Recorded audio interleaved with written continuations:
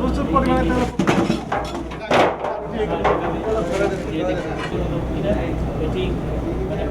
রোগীদের জন্য বানানো হয়েছে কেক, তার নিচেই বসবাস তেলাপোকার। এছাড়া ড্রেনের ওপরেই রোগী খাদ্যের চলছে প্রস্তুতিও। শুনতে একটু অবাক লাগলেও এমন দৃশ্যের দেখা মিলেছে রাজধানীর ধানমন্ডির পপুলার হাসপাতালে ক্যান্টিনে। শনিবার দুপুরে জাতীয় ভোক্তা অধিকার অধিদপ্তর পরিচালিত বাজার তদারকি টিম অভিযানে নামে রাজধানীর ধানমন্ডি এলাকায়।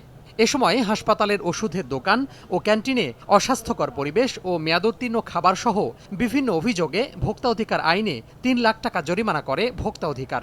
পপুলার সেখানে আমরা পেয়েছি বাসি খাবার, তেলাপোকা দৌড়াদৌড়ি করছিল খাবারের উপরে। একই সাথে নোংরা জায়গায় তারা যে তাদের বাদাম সহ বিভিন্ন খাদ্যদ্রব্যগুলা রেখে দিয়েছেন। ডায়াবেটিকের যে ইঞ্জেকশনগুলো, অ্যাম্পুলগুলো, সেগুলো যে আমরা দেখলাম একেবারে ভেজা অবস্থা, এবং তারা বিদেশি ওষুধ আনছেন, সেখানে কিন্তু আমদানিকারকের স্টিকার নাই। পরে ধানমন্ডির ডমিনোজ পিৎজা, ইয়ামছা ডিস্ট্রিক্ট রেস্টুরেন্টে অভিযানে যায় ভোক্তা অধিকার। সেখানে পোড়া তেলে খাবার তৈরি ও অবৈধভাবে আমদানি করা বিভিন্ন পণ্যের উপস্থিতি পায় তারা। কয়েকটি রেস্টুরেন্টে পোড়া তেলও পাওয়া গিয়েছে।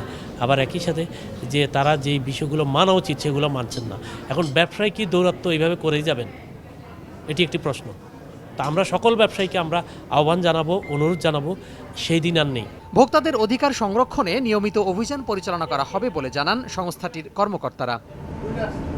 তোহা খান তামিম, সময় সংবাদ, ঢাকা।